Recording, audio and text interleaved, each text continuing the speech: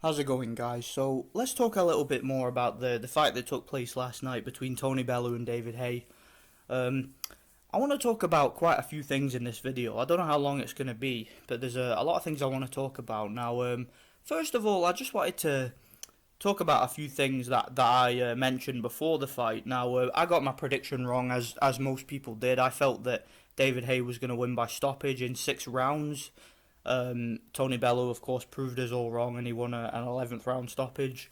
Now, one thing that I wanted to point out, though, is that in my prediction video, one thing that I mentioned several times in that video was that the reason why I felt David Haye was going to win, it had nothing to do with size, and it had nothing to do with weight. I said that quite a few times in the video, and the reason why I was picking David Haye to win the fight was purely based on attributes and styles. Let's talk about it briefly for a moment. I felt that from the outside, because both guys like to operate behind the jab on the outside, both guys like to maintain distance and fight on the back foot.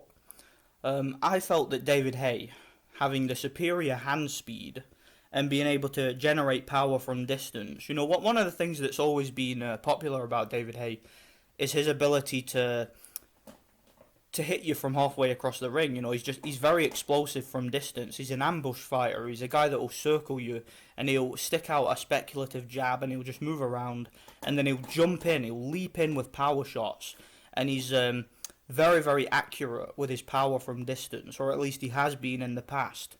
And I felt that Tony Bellew, who is nowhere near as fast as David Haye, and nowhere near as explosive with his power from distance as David Haye is. Obviously, Tony Bellew can punch, but like I said, he's not as explosive as Haye.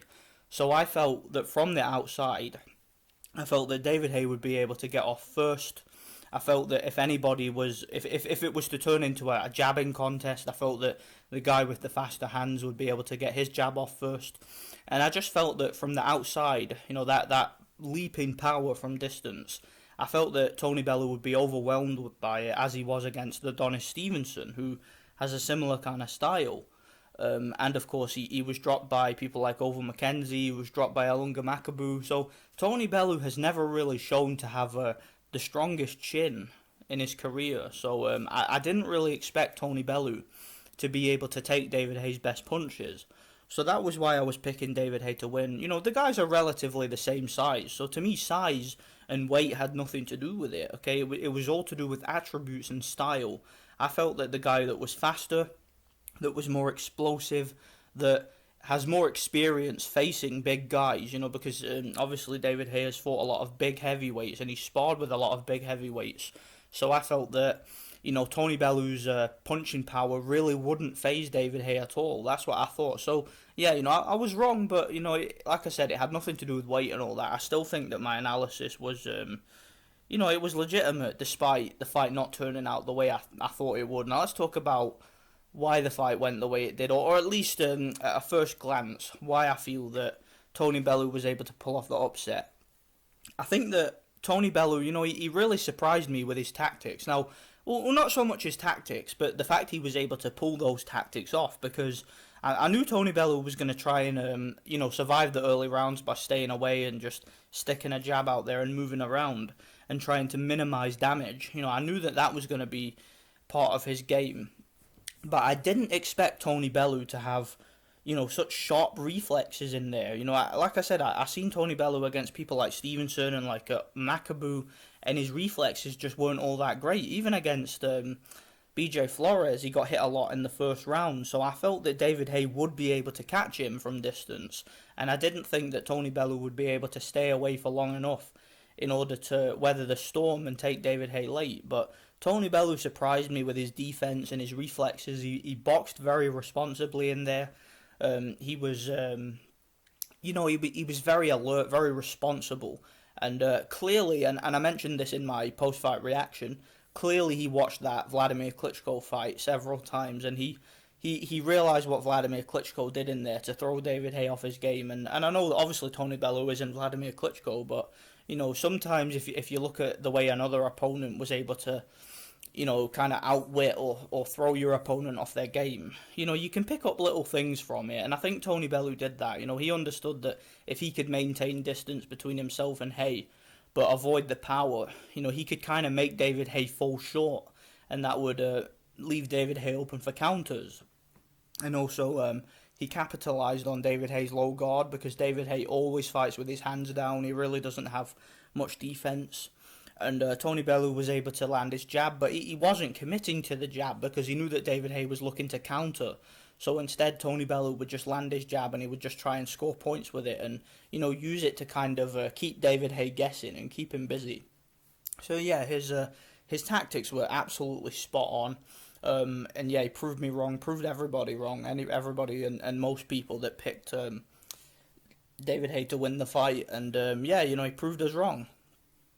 Also, and I have to talk about this because, let's be real, it did have an effect on the fight. I don't know how big an effect it had, but it did have an effect, was David Haye's injury. David Haye picked up an injury to his foot, and it was clear. The injury surfaced in the 6th round, and David Haye was struggling to stay on his feet, basically. He was falling off balance, and every time David Haye would throw a left hook, for example, it would throw him completely off balance, and yeah, for the rest of the fight, that obviously gave Tony Bellew a lot of confidence. And Tony Bellew, though, he almost, I felt a couple of times, he almost made a mistake of getting suckered in, because while David Haye was struggling with his foot, Tony Bellew, obviously, most fighters in that situation, you'd think, shit, I can get this guy out of there.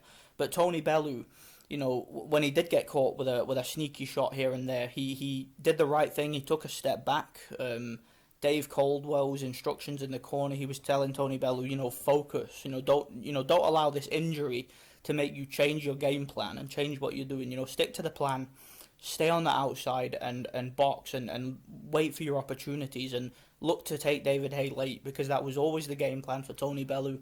And yeah, it worked perfectly. But yeah, it's hard to really know how successful he would have been if David Haye never picked up an injury, because perhaps David Haye would have been a little bit more mobile in the later rounds. And I don't know, David Haye did have the faster hands, so if he'd have been a little bit more mobile with his feet, then perhaps he would have been able to come on strong late.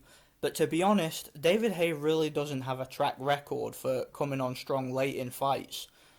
Some people would mention the Valiev fight, but to be honest, in that fight, Valiev, just couldn't really land anything. So David Haye was able to be very conservative, and he didn't really apply much pressure because he didn't need to, so he didn't really expend much energy in that fight, and I think that's why he was able to hurt Valiev in the 12th. So yeah, this was obviously a very different dynamic, and David Haye had to work much harder against Bellew than he's had to against most of his opponents, so likelihood is he might not have been able to come on strong late. So anyway, but the other thing I wanted to talk about in this video was, can Tony Bellew, because Eddie Hearn mentioned after the fight that Tony Bellew may get a title shot at heavyweight.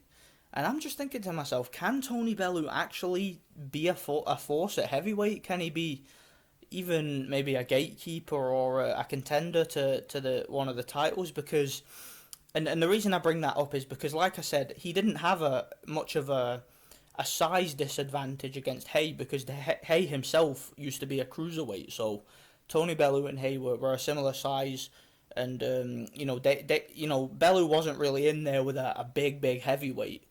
And the reason I point that out is because if he is going to go for the title, he will have to fight a real fully grown heavyweight. Like if he has to fight Anthony Joshua, for example, he is going to be, he's going to have all the disadvantages that he didn't have against Haye that some people thought he would have.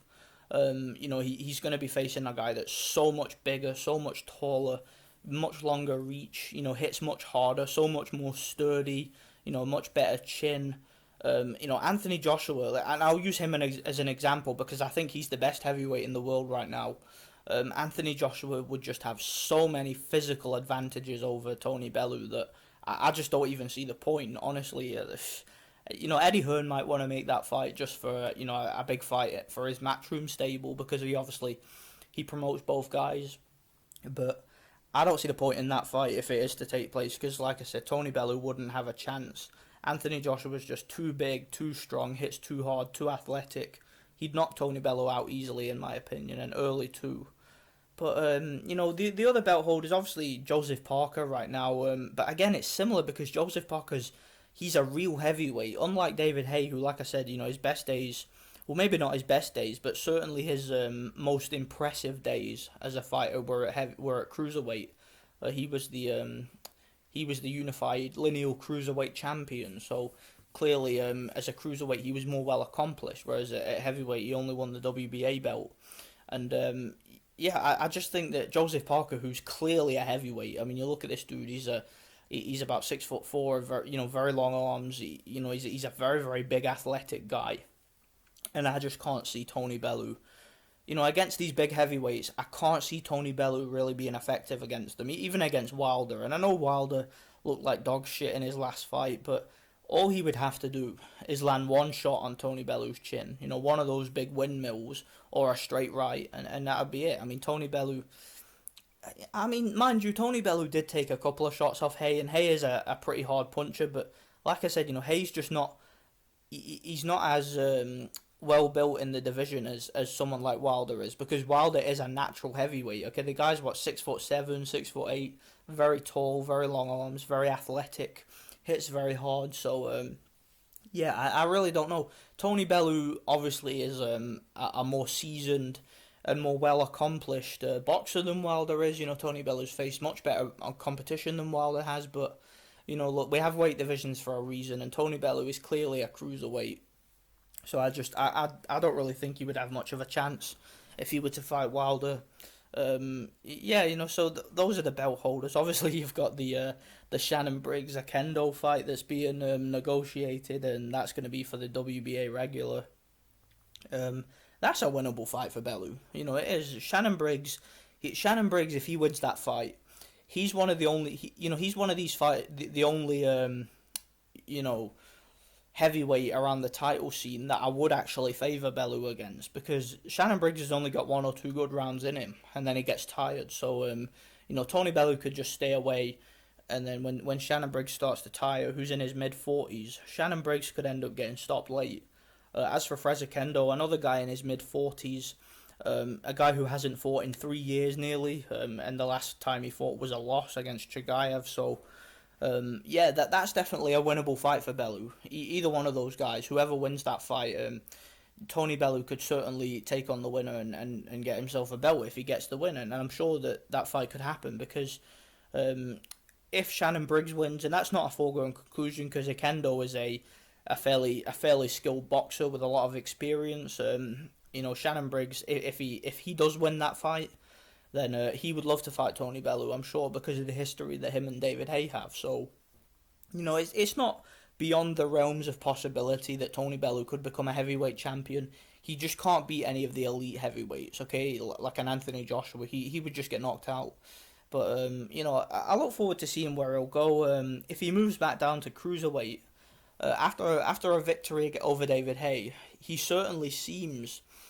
his stock seems to have risen. So I think going back to cruiserweight, people will probably give him a much better chance against people like Usyk, for example, and Lebedev and Gassiev and Hook and Breedis and guys like that. People will give him a much better chance now than he had than they would have given him prior to the David Haye fight, because obviously David Haye is a much more well-known fighter than those guys, and obviously a heavyweight too. So, going back to cruiserweight, Tony Bellew clearly will have a lot of stock going into that division, and I think that you would have to at least give him a shot against anyone, a puncher's chance or a chance of finding an exploit, because he's a guy who knows how to win. Tony Bellew, okay, he's a survivor, he's a technician, and he's good. He's a good fighter. So. We'll see what he can do. We'll see where he goes from here. Like I said, the only way I see him becoming a heavyweight champion is if he takes on the Chagayev, the Akendo Shannon Briggs winner. One of those old guys. That'll be his only chance of winning, in my opinion. Don't think he beats Wilder. Don't think he beats Parker. Don't think he beats Joshua. But yeah, let me know what you guys think. Anyway, as for David Haye. should probably retire. David Haye's only ever been interested in big money fights, or fights that are easy to win to get him a big money fight like his last two before Bellew. But yeah, I don't really think that David Haye is going to be a heavyweight champion again, because I mean, with that injury to his foot, he's going to be out of the ring probably the rest of the year. And yeah, you know, he said that he would like a rematch with Bellew, but I don't know. I don't really see it happening anytime soon. Don't see it, because Bellew, you know, he has an opportunity now to get himself some big fights with someone else other than David Haye. So I don't know. Let me know what you guys think anyway. Thanks for watching.